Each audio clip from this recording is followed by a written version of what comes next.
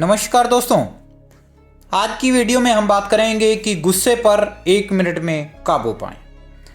दोस्तों, जीवन है तो लाइफ में खुशी, दुख, गम, प्यार, गुस्सा सभी लाइफ के पार्ट हैं। और आज के समय में इस भागदौड़ की लाइफ में व्यक्ति का चैन खत्म सा हो गया है और वह हर पल बिजनेस, नौकरी या किसी व्यवसाय को लेकर इतना परेशान है कि अपनी मानसिक अशांति गुस्से के रूप में सामने आती है और वह व्यक्ति अपने गुस्से पर काबू नहीं कर पाता।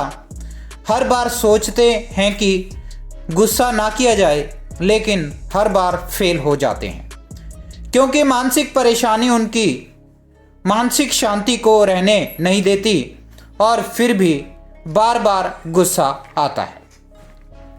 दोस्तों, क्रोध एक ऐसी चीज़ है जो आपकी सेहत के लिए तो खतरनाक है ही, साथ ही यह आपके प्यारे रिश्तों में भी कड़वाहट पैदा कर देता है।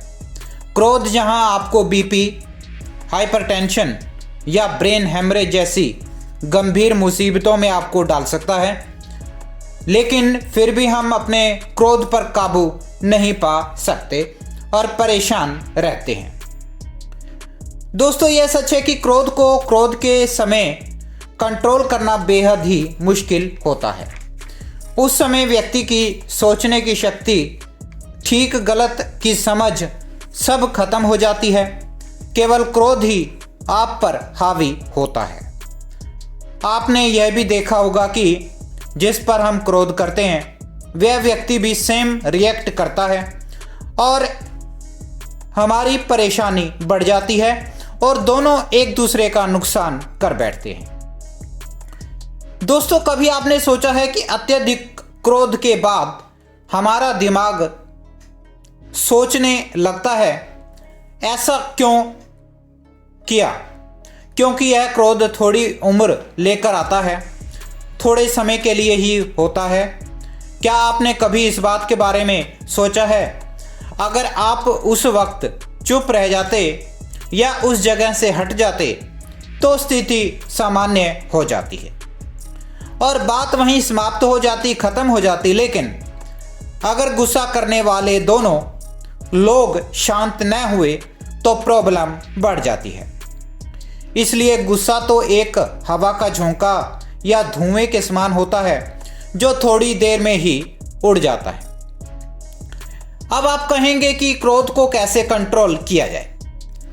दोस्तों, सहनशीलता बहुत बड़ी चीज़ है और सहनशीलता ही, जिसको हम पेशेंस कहते हैं, क्रोध को अपनी मुट्ठी में कर सकती है। लेकिन यह सहनशीलता आपको मिलेगी कैसे? दोस्तों, इसके लिए आपको केवल एक कार्य करना है।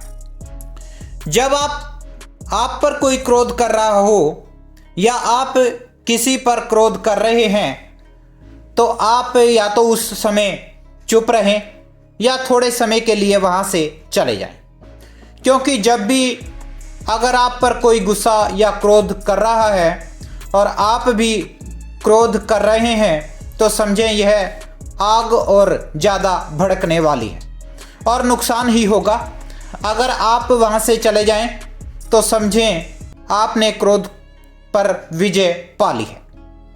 ऐसा करने से आप में इतना आत्मविश्वास आएगा कि थोड़े समय बाद आप उस क्रोध करने वाले व्यक्ति के सामने खड़े रहेंगे और वह व्यक्ति आपको देखकर खुद ही शर्मिंदा होगा, क्योंकि आपने उसको कुछ नहीं कहा।